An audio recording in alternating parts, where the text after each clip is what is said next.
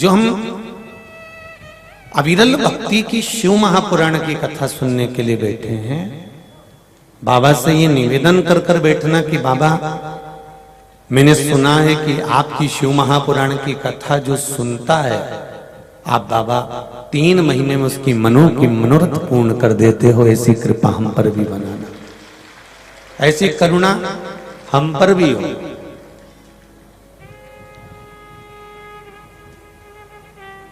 कहीं शिव कृपा, कहीं परमात्मा की दया, कहीं उदारता होती है, तब जाकर कहीं हम भगवान शंकर की अविरल भक्ति में डूब पाते हैं।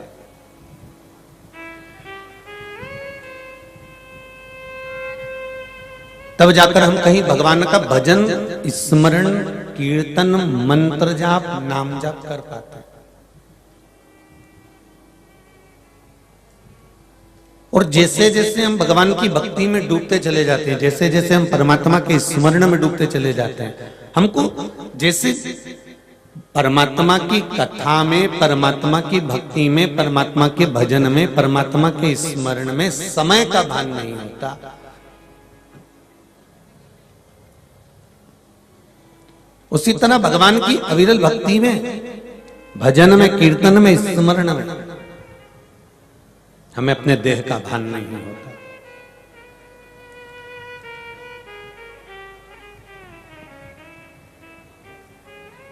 ये इतने सारे पत्र जो आप लोगों ने भेजे हैं, कुछ पढ़े हैं, कुछ अभी पढ़े नहीं हैं। इन पत्रों में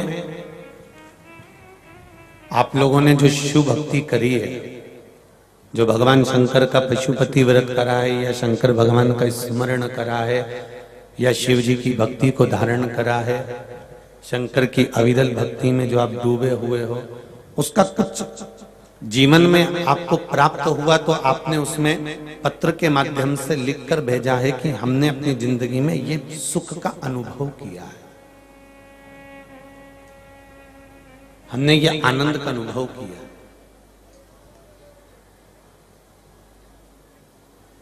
भक्ति और मुक्ति, ये दोनों एक अलग अलग प्रसंग है।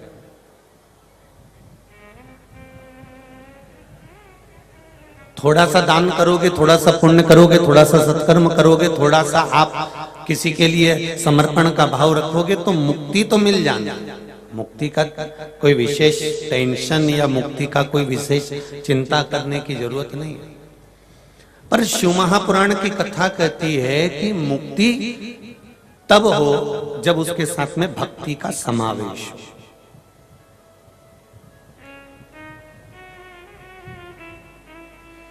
और भक्ति का समावेश कब होगा? जब हम कहीं सत्संग करेंगे, भजन करेंगे, कीर्तन करेंगे। जैसे मेरे राम जी महाराज ने शबरी अम्बा को जो बताया है कि प्रथम भक्ति संतन कर संगा, दूसरी रतिमम कथा प्रसंग का। शबरी अम्बा को मेरे राम जी कहते हैं कि प्रथम भक्ति है संतों का संग करना,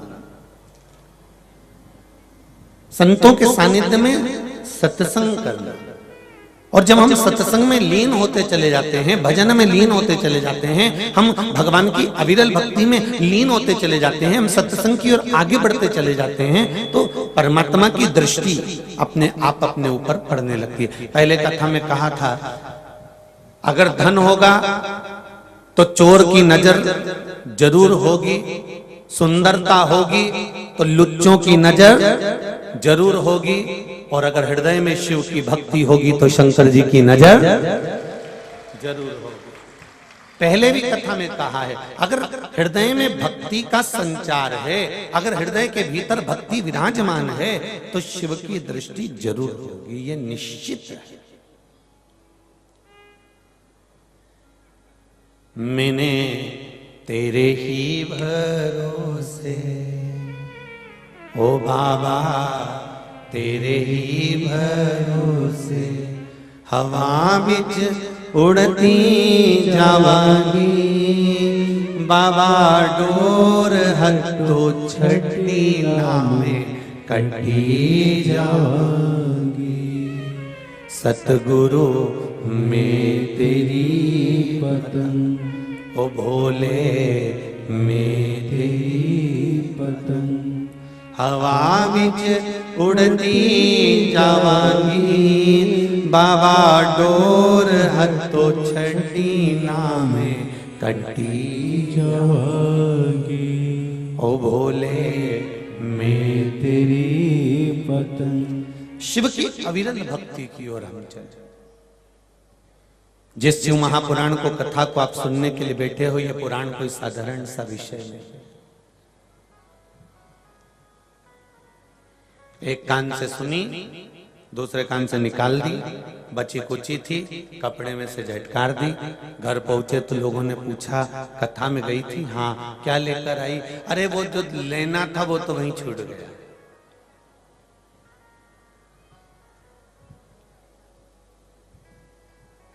जो भक्ति प्राप्त करना थी वो तो छूट गई। नवरात्रि का व्रत कौन कौन करता है? हाथ उठाओ जरा। सब करते हो? रख लो।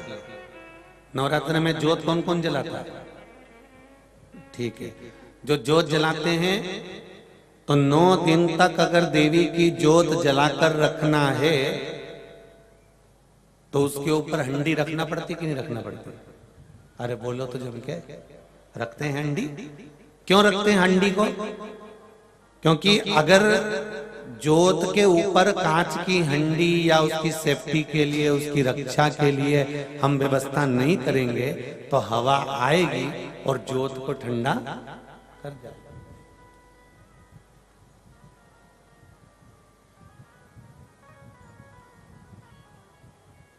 अगर अखंड जोत जलाना है तो उस पे हंडी रखना जरूरी है, बहुत जरूरी।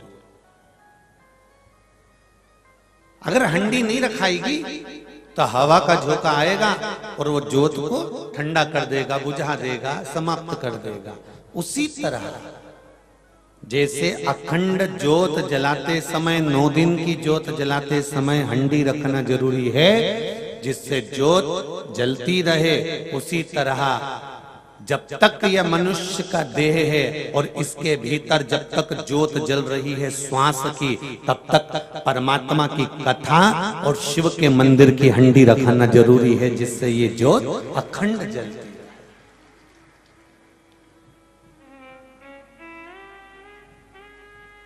इस जोत की अखंडता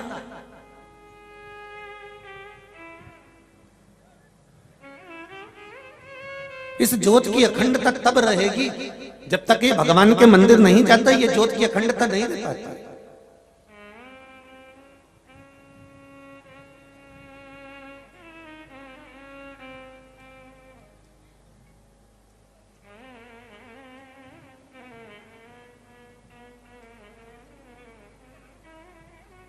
सनातन धर्म की अखंडता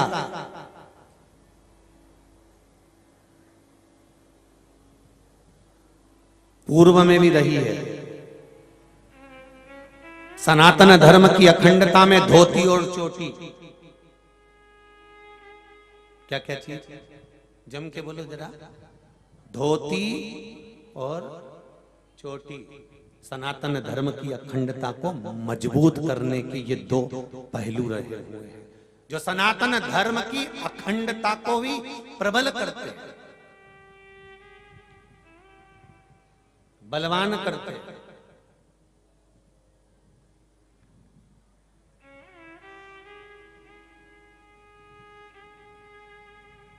भगवान की अविरल भक्ति को हमें जिस स्वरूप में ग्रहण करना है, भगवान को उसको पाने का एक तरीका, हर जो जन्म लिया मनुष्य है उसके लिए हमारे वेदों में, हमारे शास्त्रों में, हमारे ग्रंथों में वर्णन किया गया है।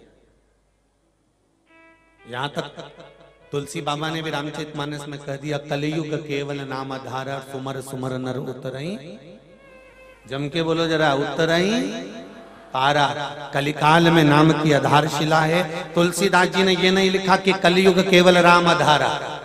तुलसीदास जी को मालूम था कलयुग आएगा तो कोई राम का भजन करेगा, कोई कृष्ण का भजन करेगा, कोई माधव का भजन करेगा, कोई देवी का भजन करेगा, कोई हनुमान का भजन करेगा, कोई शिव का भजन करेगा।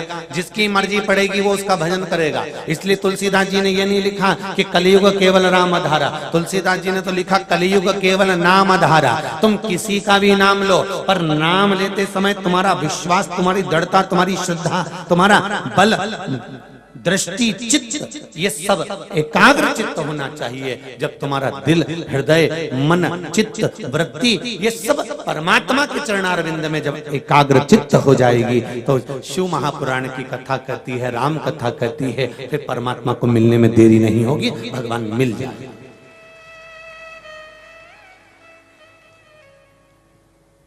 भगवान को मिलने में देरी नहीं होगी।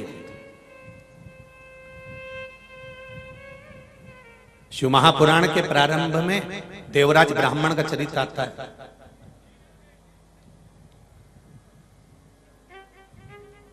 एक ब्राह्मण देवराज,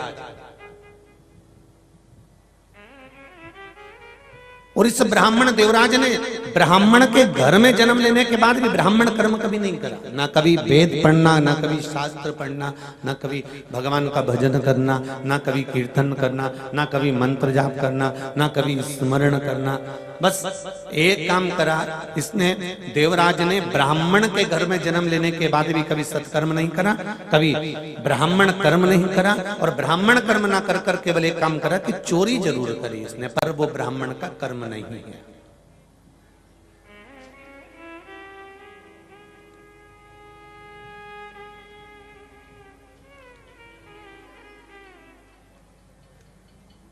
ब्राह्मण का कर्म है शास्त्र पढ़ना, शास्त्र सुनाना।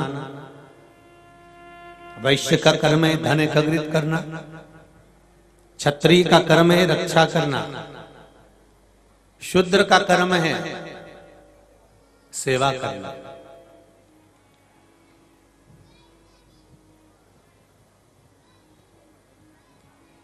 और कितना सुंदर कहा है, ध्यान देने वाला अगर जिंदगी के इन पहलुओं पर ध्यान दे दे तो जीवन की सार्थकता हो जाए। ये जो शिव महापुराण की जो पोथी रखी हुई है, इसके 4 पाए हैं, इस चौकी के, इस पाटे के, इस चौरंग के।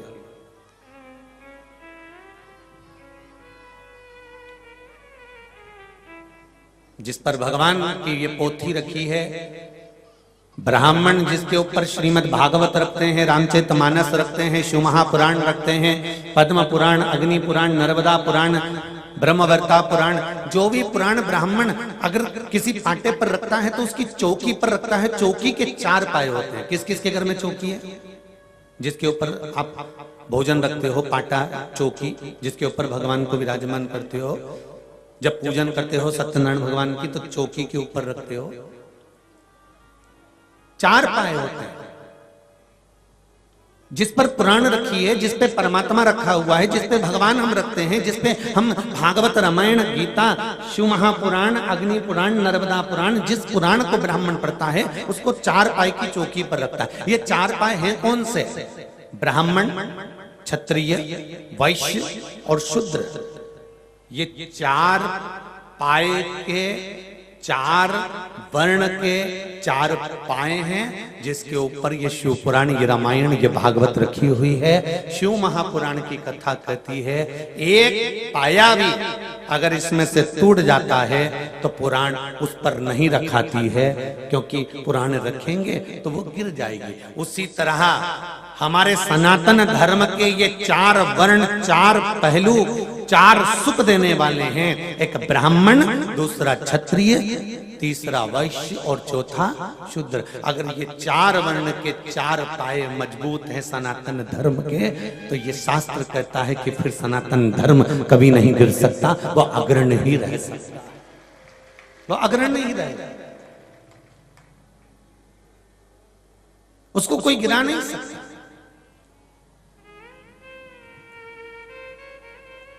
देवराज नाम का ब्राह्मण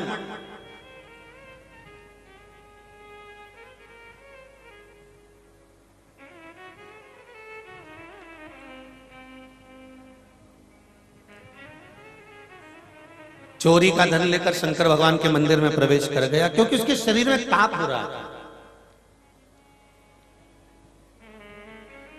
महाराज, सारे तीर्थ धाम आपके चरणों में, हे भोलेनाथ प्रणाम आपके चरणों में। महाराज, जो सुकून नहीं पूरे संसार में,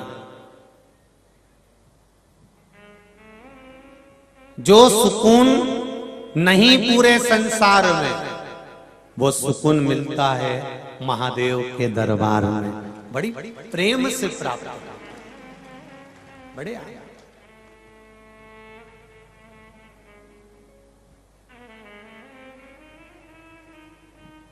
चोरी करने वाला देवराज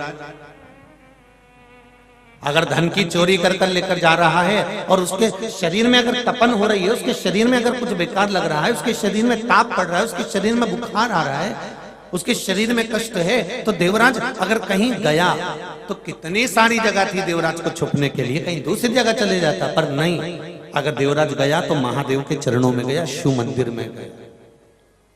और आपको भी पहले कथा में कहा, आज फिर कह रहा है, जीवन में अगर कष्ट हो, दुख हो, तकलीफ हो, शरीर में, परिवार में अगर कुछ भी समस्या है, तो सारी समस्या का हल एक लोटा जल, बस सारी समस्या का हल हो जाएगा। ना कोई बाबा जोगी के चक्कर में पड़ना है, ना कहीं झाड़ फूक के चक्कर में पड़ना है, ना कहीं बभोता भभूति के चक्कर में पड़ना है। अपने को तो एक के चक्कर में पड़ना है, जो संसार में अखंड ध्वनि रमा कर बैठा हुआ है। कौन है वो? देव अधिदेव महादेव। परिवार वाले भी आग लगाकर चले जाएंगे,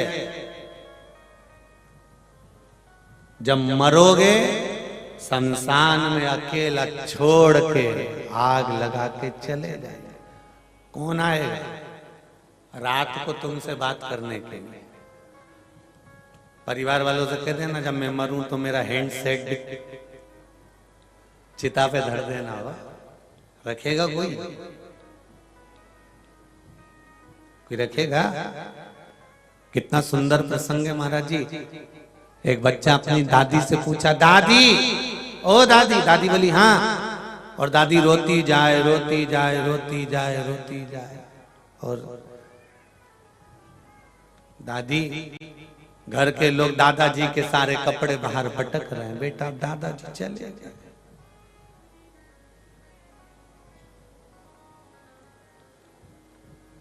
जिस पे मरे गादी भी फेंक दी, जिस कपड़े को पहनकर मरे वो कपड़ा भी फेंक दिया।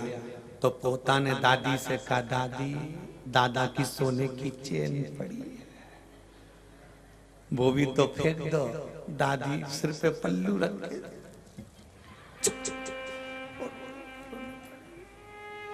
कौन फेंके?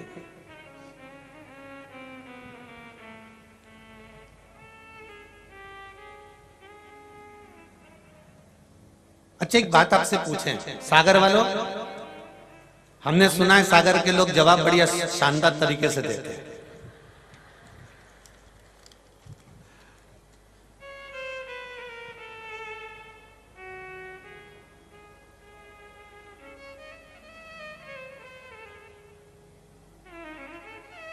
तो जितनी भी जीजियां बैठी, जीजी बोलते इधर जिज्जी बोलते है।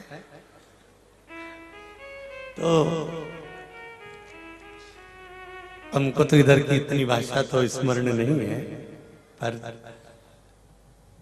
जो भी भाषा है आपकी बड़ी सुंदर है।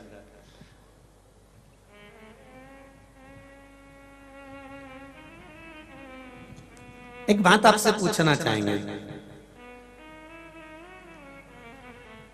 कुत्ता मरता है तो उसके ऊपर कफन नहीं डाला जाता, कपड़ा नहीं डाला जाता। पशु मरता है तो उसके ऊपर कपड़ा नहीं डाला जाता, उसके ऊपर वस्त्र नहीं डाला जाता मरने के बाद। हाथी मरा, शेर मरा, पक्षी मरा, पशु मरा, जानवर मरा, चींटी मरी, चींटा मरा, झिंगूर मरा, जलचर, थलचर, वायुचर, मछली आदि कादिक, मगर आदि जो भी मरते हैं, पशु पक्षी मरते हैं, तो उनके ऊपर कोई कपड़ा नहीं ढका जाता, उनके ऊपर उनको ढाकते नहीं हैं, वस्त्र नहीं डालते हैं। पर मनुष्य मरता है, मानव जब मरता है तो उसके तन को क्यों ढाका जाता है, उसके शरीर को क्यों ढाका?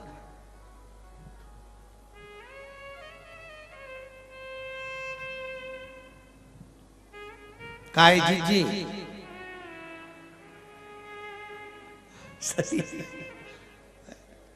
तो एक पशु मरा, एक पक्षी मरा, एक जानवर मरा, एक जलचर, थलचर, वायुचर जीव मरा, उसके तन को नहीं ढका गया, वो पड़ा है, पड़ा हुआ, उसके तन को कोई ढकता नहीं है, वो पड़ा है जहां पड़ा हुआ है। और अगर मानव अगर मरता है, मनुष्य यदि मरता है, तो उसके तन को ढाक दिया जाता है। किस लिए? क्योंकि शिव महापुराण की कथा कहती है, मनुष्य इतने अवगुण करता है, इतने पाप करता है, इतना झूठ, प्रपंच, छल, कपट, बेईमानी करता है कि मरने के बाद इसके तन पर कपड़ा इसलिए ढाका जाता है कि इसकी सारी बुराई ढक के चल जाए। पशु, पक्षी, जानवर, जलचर, थलचर ये झूठ नहीं बोलते।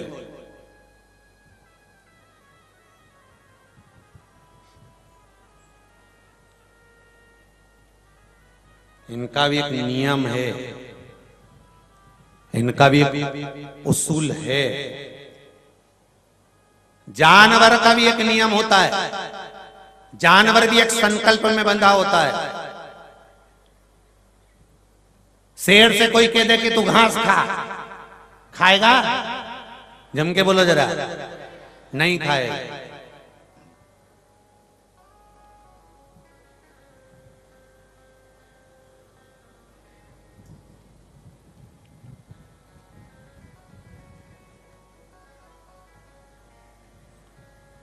हाथी से कोई कह दे, बकरी से कोई कह दे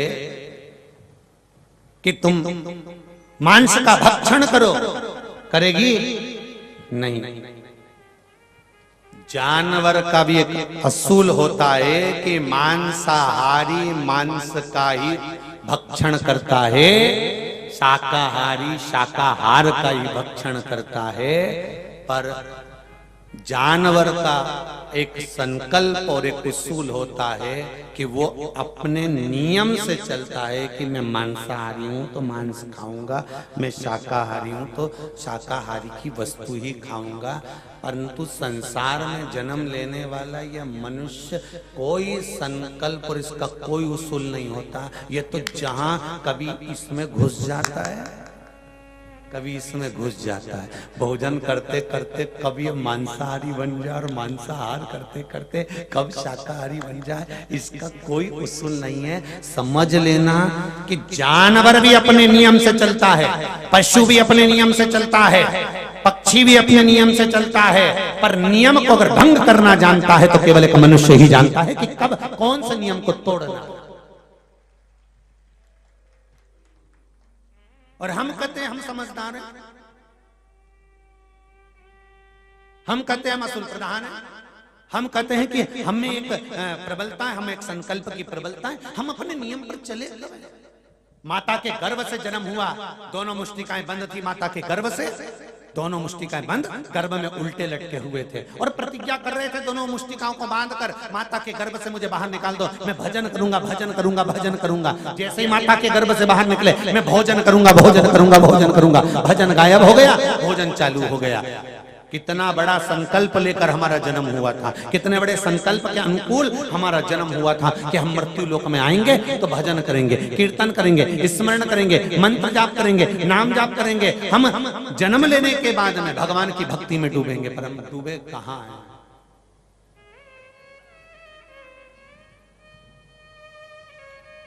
हम कहां डूबे?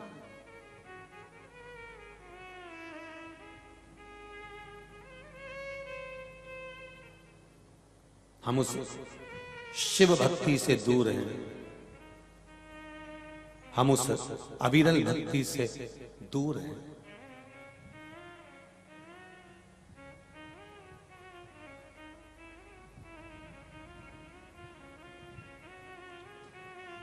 महाराज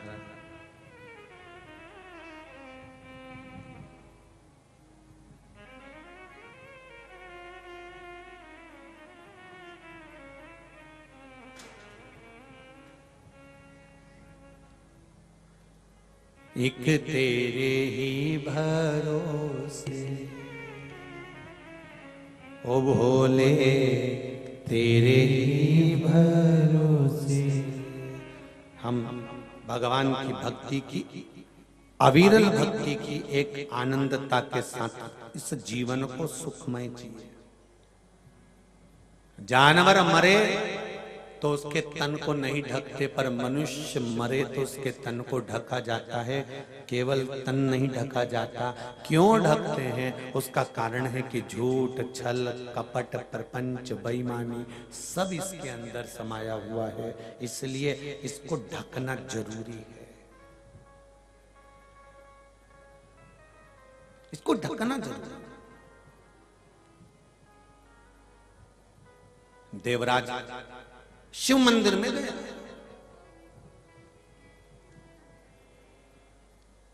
आप कहां जा रहे हैं, आप कहां बैठ रहे हैं, आप कहां पहुंच रहे हैं, इसमें आपको स्मरण होना चाहिए। मेरी माताओं, मेरे भाई, जो लोग भी इस पावन कथा को सुन रहे हैं, चाहे फेसबुक पर सुने, चाहे यूट्यूब पर सुने, चाहे इस पावन प्रांगण में सागर की इस पावन भूमि पर बैठकर कथा करस्पान करें, उनसे निवेदन है कि आप कहां बैठ रहे हैं, किस जगह पर बैठ रहे हैं। कई लोगों के मन में प्रश्न खड़ा हो जाता है, गुरुजी कथा सुनने से होगा क्या? क्या होगा कथा सुनने से? क्यों हम समय बर्बाद करें? अपनी दुकान खोलकर बैठे, नौकरी करें, सर्विस करें, बिजनेस करें, हम कथा में जाकर क्यों बैठे? शिव महापुराण की कथा कहती है, आप कथा में आप जाकर बैठो, ये जरूरी नहीं है कि कथा में बैठोगे तो परमात्मा तुमको आकर दर्शन दे ही जाएगा, पर एक बात निश्चित है कि 3 घंटा जब हम कथा में जाकर बैठेंगे तो ये पक्का है कि हमारे मुख से ना तो झूठ बोला जाएगा, 3 घंटे ना हम बेईमानी करेंगे, 3 घंटे ना हम कपट करेंगे, 3 घंटे ना हम छल करेंगे, 3 घंटे हम मौन रहकर शंकर की कथा को केवल ग्रहण करेंगे, तो हो सकता है कि हमारे जीवन की सार्थकता। हम ये नहीं कहते कि तुम 3 घंटे बैठे रहोगे तो तुम्हें परमात्मा मिल जाएगा, हम तो इतना कहते हैं कि 3 घंटे तुम बेकार कर्म से बचते तो रहोगे, 3 घंटे तुम बेकार कर्म से बचकर तो रहोगे।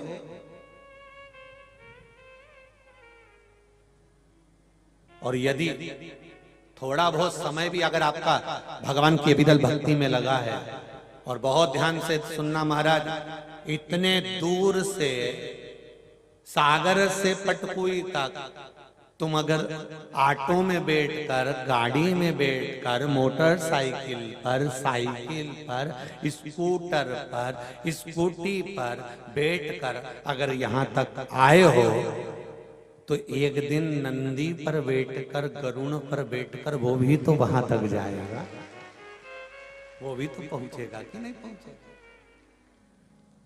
भगवान शिव की कथा कर रहे हैं, तेरे चरणों में ध्यान लगाया, तेरे चरणों में ध्यान लगाया, मुझे अपना लिया। ओ भोलेनाथ मुझे अपना लिया, ओ भोलेनाथ दिल तुझको दिया, ओ भोलेनाथ। शिव की आराधना में लगो, भगवान की अविरल भक्ति में लगो। जब शिव कथा कहती है, शिव महापुराण वर्णन करती है, भगवान देवाधिदेव महादेव की कथा कहती है। देवराज नाम का जो ब्राह्मण है वो तुरंत भगवान शिव के मंदिर में गया, शंकर के मंदिर में। और जब शिव के मंदिर में जब जाता है, भगवान शंकर के मंदिर में जाकर जब वो बैठता है, साथ में धन है थोड़ा सा चोरी का, और चोरी के धन को लेकर जब वो शिव मंदिर में पहुंचा तो उसका मन चित्त तो कथा में या सत्संग में या मंदिर में तो था ना।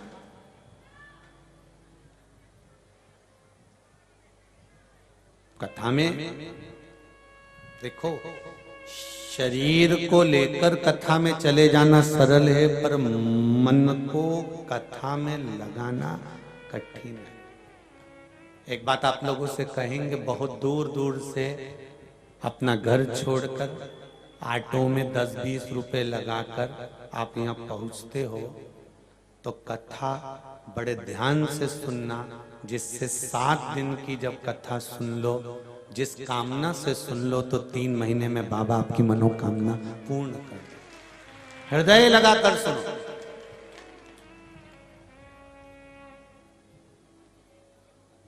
कितना समय लगाकर आप लोग यहाँ पहुंचते हो और चित्त ना लगे कथा में, तो वो बेकार।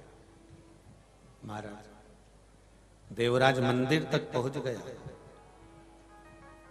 पर शिव मंदिर में पहुंचने के बाद में देवराज की चित्तवृत्ति भगवान में नहीं है, उसके शरीर में ताप बढ़ रहा है। शरीर में जब रोग होता है, शरीर में जब कष्ट होता है, व्यक्ति, तुम किसी के शरीर में कष्ट है और तुम उसको समझाओ, बहलाओ, फुसलाओ, तो उसके समझ में नहीं आता।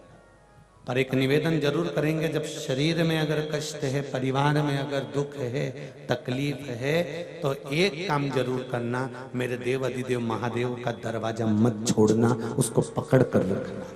मेरे शिव का द्वार, शंकर की चौखट, शंकर का द्वार पकड़ कर रखना। देखो एक पत्र आया है, बड़ा सुंदर है।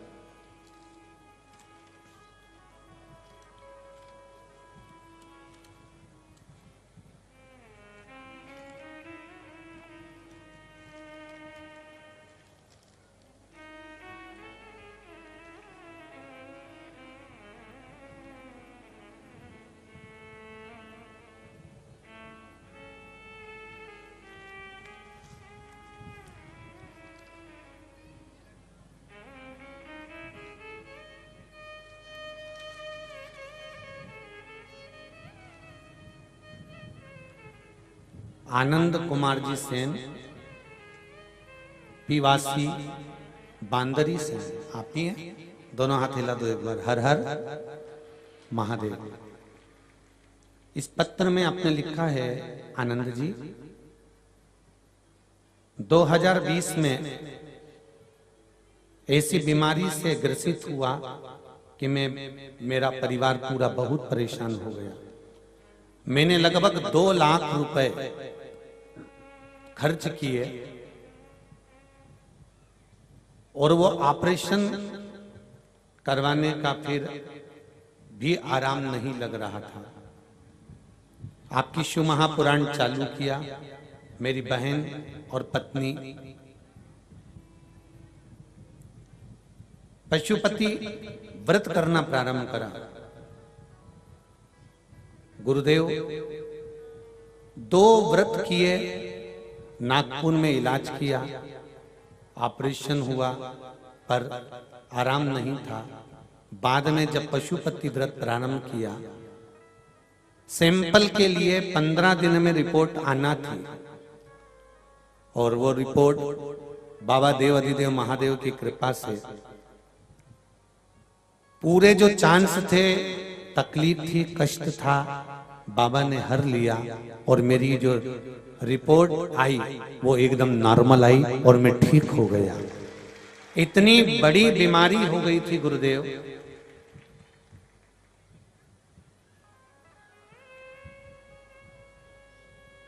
अब मैं पूर्णतः बीमारी से ठीक हो गया हूं, पहले की तरह सामान्य अवस्था में आ गया हूं। आपकी कृपा से मेरी एक दुकान भी है जो बाबा की कृपा से चल रही है और बाबा चला रहा है। बाबा को बहुत बहुत धन्यवाद देने के लिए मैं इस पावन कथा में पहुंचा हूं, केवल धन्यवाद देने के लिए। हर हर महादेव। बेटी आनंद जी, बाबा ने आपको ठीक करा, इतनी बड़ी बीमारी आपको हो गई। आपने लिखा है कैंसर जैसे सैंपल लेकर नागपुर से जब जांच गई, डॉक्टरों ने कह दिया था कि कैंसर ही है, पर पत्नी और बहन ने पशुपति व्रत करा और कहा जांच में आना नहीं चाहिए, और वही हुआ। आखिरी में जांच में कैंसर नहीं आया। ये शिव की कृपा। बेटी आनंद जी, आपकी पत्नी और बहन आए हुए हैं? अच्छा, आप ही हैं। श्री शिवाय नमस्तुभ्यम। अब तो खुश होइए, बाबा ने बड़ी कृपा कर दी है। हर हर महादेव। विराजी। एक पत्र और बड़ा सुंदर आया है, उसको भी सुन लीजिए।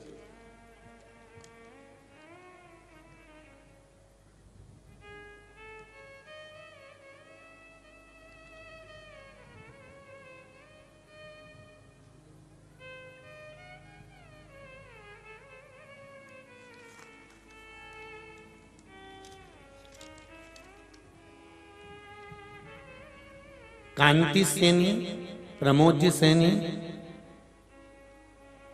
रिटायर्ड पोस्टमैन, सागर मध्य प्रदेश से। कहीं बैठे हैं? कहीं बैठे हो तो हाथ हिलाइएगा। अच्छा, उधर हैं क्या? हर हर महादेव। बड़ा सुंदर भाव व्यक्त करा है सैनी जी आपने। प्रमोद जी, बहुत बहुत साधुवाद है। गुरुजी, मैं और मेरा परिवार 13/4/2022 को सीहोर कुबेरेश्वर धाम रुद्राक्ष लेने गए। वहां हम लोगों को रुद्राक्ष प्राप्त हो गया था। मेरा परिवार पानी के गिलास में एक रुद्राक्ष डालकर प्रतिदिन जल का सेवन कर रहा है। अक्सर स्वास्थ्य खराब रहता था, बीमारी बनी ही रहती थी, नींद भी नहीं आती थी। बाबा देव की कृपा से जब से हमने, और शक्कर का जो लेवल है, शुगर जो थी वो भी ऊपर नीचे हो रही थी, जब से रुद्राक्ष का जल पीना प्रारंभ करा तब से शक्कर भी लेवल में है, बीमारी भी लेवल में है, और नींद भी बाबा की कृपा से खूब आ रही है और बाबा कृपा करता है। हर हर महादेव। सैनी जी, धर्मपत्नी आई है साथ में आपके? अच्छा, उधर बैठे हुए हैं। ठीक है, ठीक है, बहुत बहुत साधुवाद। हर हर। विराजिए, विराजिए, बैठिए। श्री शिवाय। शिव कृपा है। पर एक निवेदन है आप सबसे, जितने लोग भी शिव महापुराण की कथा सुन रहे हैं, रायसेन की कथा में वर्णन किया था कि रुद्राक्ष वितरण बंद है, और आप लोगों से भी निवेदन है कि रुद्राक्ष वितरण बंद है, और कार्यकर्ताओं से भी निवेदन है कि करबद्ध निवेदन है कि जब व्यासपीठ से रुद्राक्ष वितरण बंद है तो आप लोग कोई भी अगर बाहर से भी आ रहा हो, चाहे नगर का भी आ रहा हो, चाहे कितने भी पहचान वाले आ रहे हो, आपसे करबद्ध निवेदन है कि रुद्राक्ष वितरण को बंद रखिए, अभी रुद्राक्ष मत बांटिए। आप और आप लोगों से भी निवेदन है, जो लोग बाहर से रुद्राक्ष लेने के लिए आ रहे हैं उनसे निवेदन है, रुद्राक्ष वितरण बंद है, आप मत पहुंचिए कुबेरेश्वर धाम। दर्शन करना हो बाबा के तो पहुंचो, कंकर शंकर है, आप उसका स्मरण करना हो तो पहुंचे, पर रुद्राक्ष लेने के लिए नहीं, क्योंकि गर्मी बहुत है। इतनी व्यवस्थाएं गर्मी में करना, वो तो ये केसरवानी परिवार और आप सब लोग इस पावन कथा का रसतत्व ग्रहण कर रहे हो, तो यहाँ तो आप लोगों ने खूब गर्मी के हिसाब से ने पंखा और ये फुआरा ये सब लगा रखा है, और खूब अच्छी ठंडक की व्यवस्था भी कर रखी है। इसके लिए केसरवाणी परिवार को बहुत बहुत साधुवाद है, धन्यवाद है, बहुत बहुत भगवान की कृपा।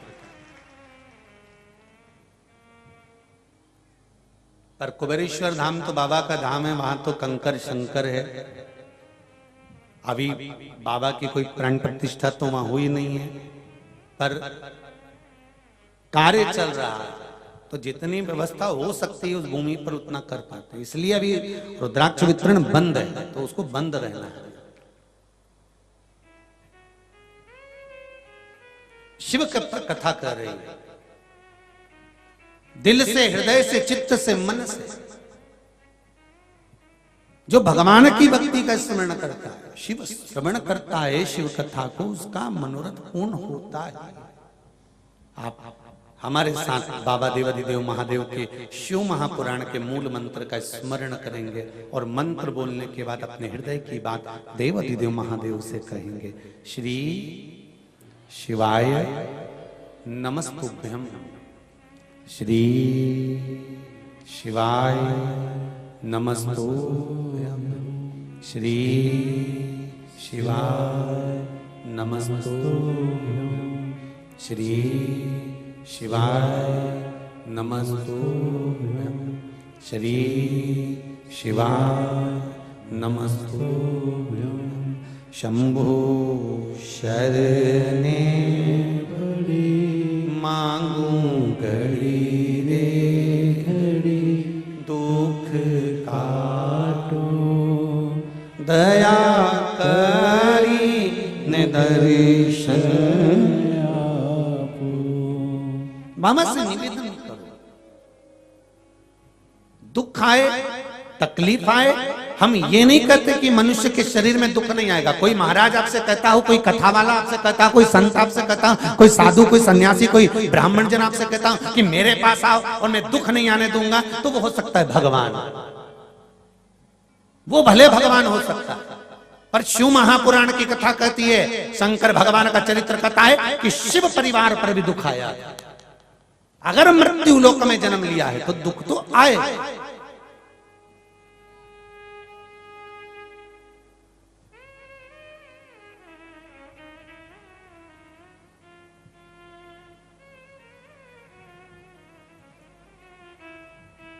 दतिया तुम्हारे पास में ही होगा, जहां पे धुमावती माता बैठी है।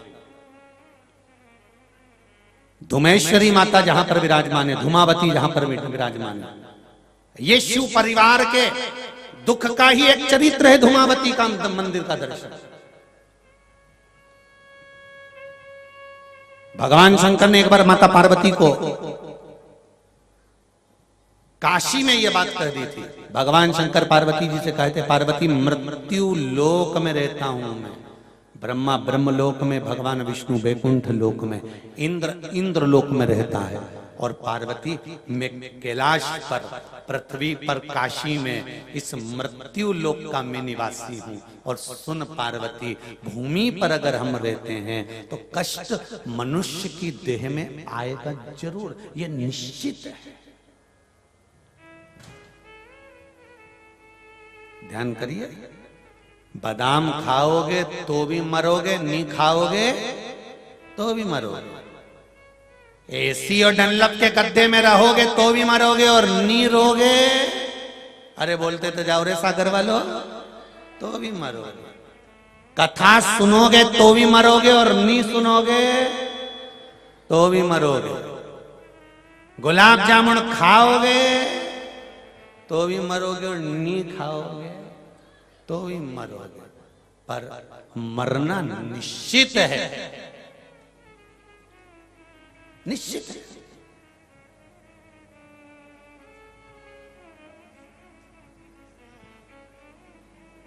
डर कर मरो चाहे वीर बनकर मरो, मृत्यु तो निश्चित है। पर इन दोनों में कौन सी मृत्यु श्रेष्ठ है? डर कर मरना कि वीर बनकर मरना? वीर बनकर मरना तो है, निश्चित है।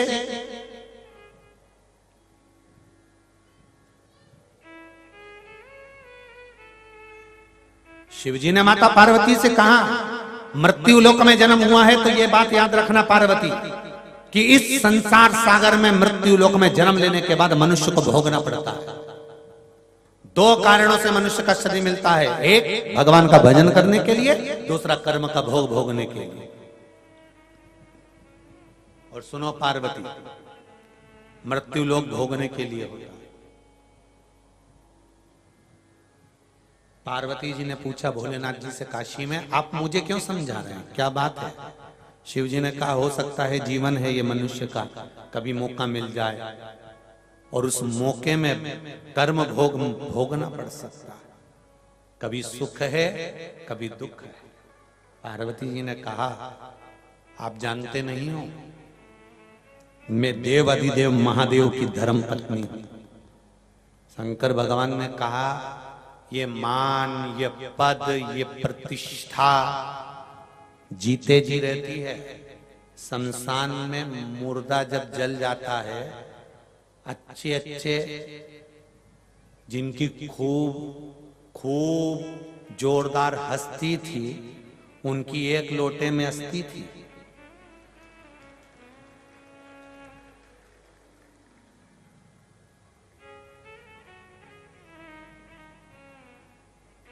कितनी? अरे जम के तो बोलो, एक लोटे से ज्यादा थी भी नहीं रे, छाट छाट के बटोरिए। शमशान में तीसरे के दिन जाते हैं राख समेटने तो बटोरते छाट छाट के, फावड़े से। दांत मिले लोटा में रख लिया, उंगली की हड्डी है रख लो, खोपड़िया है रख लो, फेफड़ा है।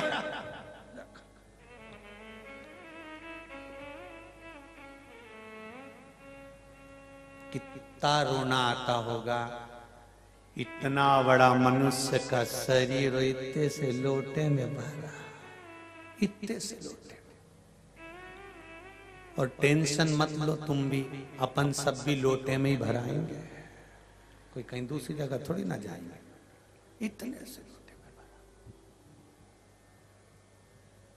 विचित्र शरीर।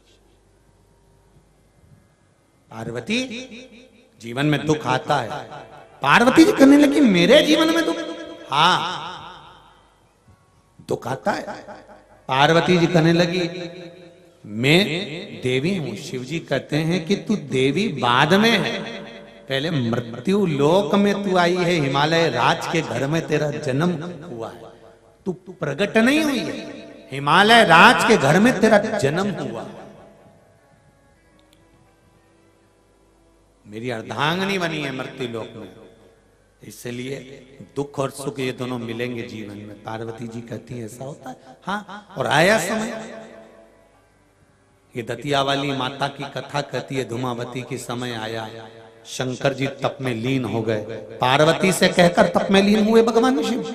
भगवान शंकर ने कहा पार्वती 11,000 वर्ष के लिए मैं तप लगा कर बैठ रहा हूं, साधन लगा कर बैठ रहा हूं, तपस्या में लीन हो रहा हूं। 11,000 वर्ष तक पार्वती तू मुझे टोकना नहीं, मैं 11,000 वर्ष के बाद अपनी समाधि से उठूंगा। पार्वती के कहकर शिव जी समाधि में बैठ गए। समय आया, घर परिवार में दुख और सुख तो चलते रहते हैं। आज भगवान गणेश जी ने आकर कह दिया माँ बहुत भूख लगी है, माँ कुछ भोजन दे दीजिए। माँ अंदर गई तो रसोई घर में कोई भोजन नहीं था।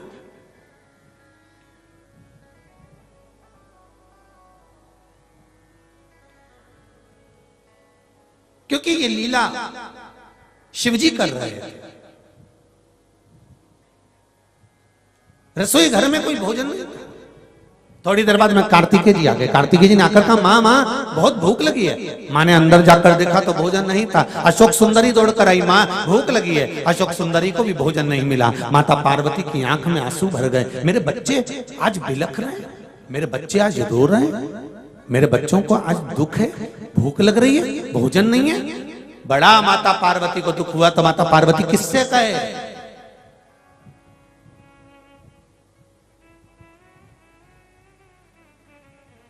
पति अपनी पत्नी पर चिढ़ जाता है कभी कभी, और चिढ़कर बोलता है जब देखो जब तू मेरे से कहती है। तो पति से पत्नी कहती है तुम बता दो कि मैं तुमसे नहीं कहूं तो फिर किससे कहूं?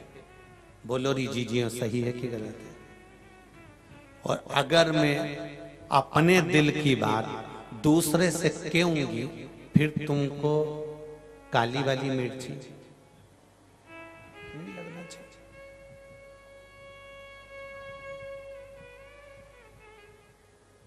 बोलो सही है कि गलत है? अगर पत्नी पति से नहीं कहेगी तो किससे कहेगी? और अगर आप मेरी नहीं सुनेंगे तुम कौन सुनेगा? किससे कहूं मैं?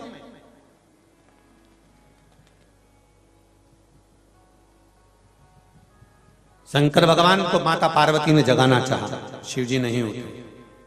जल चढ़ाया, शिवजी नहीं उठे। बेलपत्र समर्पित करी, शिवजी नहीं उठे। बार बार प्रयास किया, बाबा देवाधिदेव महादेव नहीं उठे। क्रोध आ गया मां। अन्न घर में नहीं, भोजन नहीं घर में। मां ने सोचा मेरे बच्चों को मैं अगर इस स्तनों में दूध आता तो मैं अपने बच्चों को पिला देती, पर इस स्तनों में दूध भी नहीं। क्या करूं मैं? मां शंकर भगवान को उठाई माता पार्वती, और शिव जी को उठाकर माता पार्वती शंकर भगवान को निगल गई।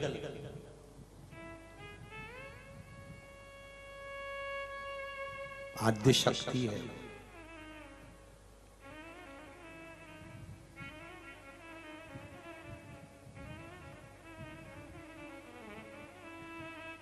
आद्य शक्ति है। शिव को निगल गई, शंकर भगवान को निगली, और निगलते से ही माता पार्वती के स्तनों में से दूध बहने लगा। गणेश जी कार्तिक सुख सुंदरी पीकर पेट भर लिए। मां अब हमारा पेट भरा गया। भगवान विष्णु ने इंद्र से कहा, इंद्र शिवजी नजर नहीं आ रहे, जरा पता करो बाबा देवाधिदेव महादेव कहाँ हैं? शंकर भगवान का जब पता लगाने के लिए इंद्रदेव गए, शंकर जी मिलते नहीं है। ब्रह्मा जी ढूंढे, भगवान विष्णु ढूंढे, 33 कोटि देवता भगवान शंकर को ढूंढने का प्रयास करते रहे, पर भगवान देवाधिदेव महादेव नहीं मिलते। आखिरी में देव ऋषि नारद से पूछा कि भोलेनाथ कहाँ गए? तब कहा माता पार्वती अपने बच्चों का पेट भरने के लिए निगल गई। सुनते से ही भगवान विष्णु ने माता पार्वती से कहा, मां आप शिव को प्रकट करो। शंकर भगवान को प्रकट मैं कैसे करूं? मैं तो निगल गई उनको। ब्रह्मा जी ने कहा, मां आप कैसे भी उनको प्रकट करो। तब माता पार्वती ने अपने मुख से, नासिका से धुएं के रूप में भगवान शंकर को प्रकट करा, तो माता पार्वती का नाम धूमावती हो गया। शिव जी का एक नाम धूम्रपान पड़ गया, माता जी का नाम क्या पड़ गया? जम के बोलो जरा, धूमावती माता पड़ गया। शंकर भगवान सामने आ गए, और आते से पार्वती ने जब उनके चरणों को प्रणाम करा, शिवजी ने कहा, पार्वती सुन, थोड़ी देर के लिए तू अपने पति को निगल गई थी, थोड़ी देर तेरा पति नहीं था, इसलिए तेरी मांग में सिंदूर नहीं होगा, तेरे माथे पर बिंदी नहीं होगी, तेरी पाँव में बिछुड़ी नहीं होगी, तेरे गले में उस समय पर मंगल सूत्र नहीं होगा। तू धूमावती बन गई थी, अपने पति को निगल गई थी, इसलिए इस स्वरूप में तेरी ना तो मांग भरी होगी, ना बिंदी लगी होगी, ना चूड़ी होगी, ना पाँव में बिछुड़ी, ना गले में मंगल सूत्र होगा। माता पार्वती की ये मूर्ति का दर्शन, इसलिए आज भी सौभाग्यवती माताएं धूमावती माता का दर्शन नहीं करती हैं। पर्दा लगा होता है, पुरुष मंदिर के अंदर जाते हैं, माता को भोग लगाते हैं, प्रणाम करते हैं, वापस पर्दा बंद कर कर बाहर निकल जाते हैं, पर धूमावती का दर्शन सौभाग्यवती नारी नहीं करती है। क्यों? क्योंकि वो अपने पति को निगल गई थी कुछ देर।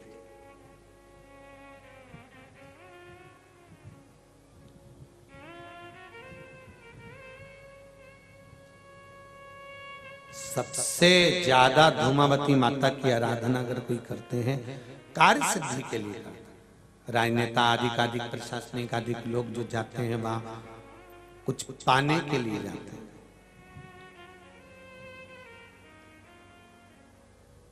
सुख है तो दुख भी है जीवन में। अगर आपके जीवन में अगर दुख है, तकलीफ है, कष्ट है, हम ये नहीं कहते कि आपके जीवन में दुख नहीं आएगा। कोई कहे तो हो सकता है वो भगवान हो कि वो कह दे कि मैं सारा दुख, तुम्हारे पास दुख आएगा ही नहीं, तो वो हो सकता है भगवान हो। पर शिव महापुराण की कथा करिए, मृत्यु लोक में अगर जन्म लिया है, माता के गर्भ से अगर जन्मे हो, पृथ्वी पर अगर जन्म हुआ है, तो शिव महापुराण की कथा कहती है कि जीवन में दुख तो आएगा, सुख भी आएगा, पर घबराना नहीं है। एक काम करना कि जीवन में अगर रोग आए, बीमारी आए, तकलीफ आए, कष्ट आए, सारे दुख तकलीफें अगर जीवन में आ रही है, तो एक काम करना, शंकर के मंदिर में जाना मत छोड़ना, शिव का स्मरण करना मत छोड़ना। पंचाक्षर मंत्र नमः शिवाय, षडाक्षर मंत्र ओम नमः शिवाय, या फिर श्री शिवाय नमस्तुभ्यम, इस मूल मंत्र का जाप करते हुए अपने जीवन को निकालना। हो सकता है तेरे दुख कट कर। जैसे भैया जी बोले कि बीमारी इतनी बड़ी थी, डॉक्टर ने भी कह दिया था कि कैंसर होगा, निश्चित है कि कैंसर होगा, जांच भी पहुंच गई, पर तेरा ही दिया मैंने खाया पिया है, तेरा शुक्रिया है, तेरा शुक्रिया है। पर शिव की आराधना, भगवान शंकर की भक्ति और शिव की अविरल भक्ति जो धारण करता है, तो जीवन में दुख कटते चले जाता। दुख मिटना, ये दुख को समाप्त करने का तरीका आपको आना चाहिए, केवल शिव का स्मरण।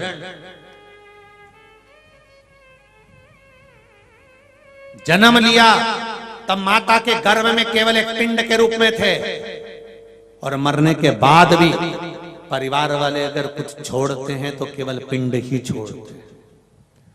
पिंड देकर पिंड छुड़ा लेंगे कौन? अरे बोलो तो जम के, अपने ही घर के लोग इतना बड़ा पिंड बनाएंगे, देंगे, और 100 साल का पिंड छुड़ा लेंगे। जाओ, खत्म हो गया तुम्हारा और हमारा, अब सब समाप्त। हमने नुक्ति, सेव, पूड़ी, रायता पंडितों को खिला दिया है, और तेरा बामन जिमा के हमने पिंड छुड़ा लिया।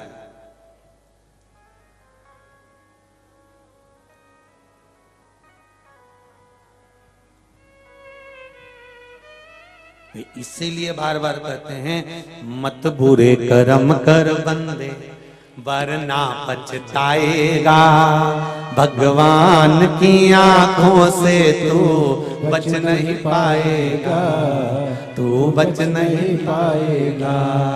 अरे ओ अज्ञानी मत करना दानी, तेरे कर्म का फल भी तू ही पाएगा, जैसा किया तूने तेरे आगे आएगा। मत बुरे कर्म कर बंदे वरना पछताएगा, भगवान की आंखों से तू बच नहीं पाएगा, तू बच नहीं पाएगा। इसलिए स्मरण रहे। फिर कहेंगे दुकान पर, सर्विस पर, नौकरी पर झूठ तुम बोले हो, कपट तुमने करा है, बेईमानी तुमने करी है, प्रपंच तुमने करा है, इसलिए ना पत्नी भोगेगी ना पुत्र भोगेगा। भोगना तो तुझे अकेले पड़ेगा, इसलिए याद रखना तेरा क्या होगा रे कालिया। स्मरण रहे आप। ऊपर जाएगा बंदी बनाकर, रोका जाएगा, रोएगा मैंने तो अपने बच्चों को पढ़ाने के लिए झूठ बोला था, मैंने उसका अच्छा कॉलेज मिल जाए इसलिए झूठ बोला था, मैंने बेईमानी करी तो अपनी पत्नी और बच्चों के लिए करे, घर बनाने के लिए, मकान बनाने के लिए, दुकान के लिए, जमीन के लिए, जायदाद के लिए, मैंने इनके लिए करा, मैंने पत्नी और बच्चों के लिए करा, मैंने परिवार के लिए करा। अगर नरक मुझे दे रहे हो तो मेरे पत्नी और बच्चों को भी दो, मेरे परिवार को भी नरक भेजो। तो परमात्मा कहेगा, यम के दूत कहेंगे, झूठ तूने बोला, बेईमानी तूने करी, छल तूने करा, कपट तूने करा, जो खाएगा पेट उसी का भराएगा, इसलिए जो बोलेगा नरक। तो जीजियों तुम चिंता मत करना, तुम तो चिट जूड़ा मूड़ा बांध के डेंटिंग पेंटिंग करके अपने कहीं करना, अपने चिंता नहीं करना हो। आज एक आयोजन में नाट्यगृह में वहां सभागार में पहुंचे थे तो हमने एक बात कही थी कि पूरा जमाना तुम्हारी सुनता हो, पूरे गांव के लोग तुम्हारी सुनते हो, पूरे सोसाइटी के लोग तुम्हारी सुनते हो, और तुम्हारी पत्नी और तुम्हारा पुत्र यदि तुम्हारी नहीं सुनता हो तो पहली फुर्सत में शिव महापुराण में जाना चालू कर दो, क्योंकि सब सुने और पत्नी और पुत्र ही तुम्हारे कहने पर नहीं चले तो वो मनुष्य का जीवन बेकार है। फिर राम नाम गाओ, शिव नाम गाओ, भगवान का भजन करो और उसका गुणगान करो। जब पत्नी और बच्चे ही तुम्हारा, दूसरे से कहा उसने सुन लिया, मोहल्ले वालों से कहा उसने सुन लिया, कॉलोनी वालों से कहा उसने सुन लिया, समाज के लोगों से कहा उसने सुन लिया, पूरे गांव के लोगों से कहा उसने सुन लिया, सब तुम्हारा कहना मानते हो और तुम्हारी पत्नी और तुम्हारा पुत्र अगर कहना नहीं मानता तो जीवन का सब बेकार है।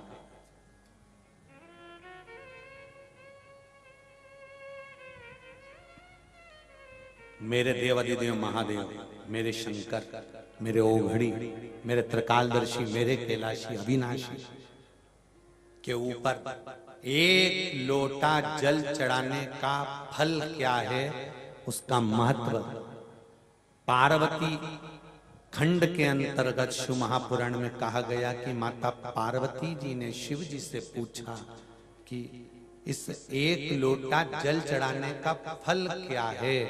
पार्वती जी ने जब पूछा तो शिव जी ने कहा, देवराज ब्राह्मण की कथा लोटा जल चढ़ाने का फल बताती है कि देवराज ब्राह्मण चोर था, चोरी करता था, धन चुरा कर लाता था, गलत कर्म में लगा रहता था, कभी उसने जीवन में अच्छा काम नहीं करा। पर शंकर जी के मंदिर में मरते समय, मरने से पहले शिव जी के मंदिर में पहुंचा, शंकर जी के मंदिर में जाने के बाद शिव जी के मंदिर से बाहर निकला, एक बेलपत्री के वृक्ष के नीचे उसके प्राण छूट गए। शिव महापुराण की कथा कहती है तो पार्वती जी ने शंकर जी से पूछा, जब देवराज चोर था, गलत काम करता था, बेईमानी करता था, प्रपंच करता था, छल करता था, बेकार काम करता था, तो देवराज शिव मंदिर कैसे पहुंच गया? व्यक्ति अच्छा काम करता है तभी तो शिव महापुराण में पहुंचता है, जो बेकार काम करेगा तो शिव पुराण तक कैसे जाएगा, शिव मंदिर तक कैसे जाएगा?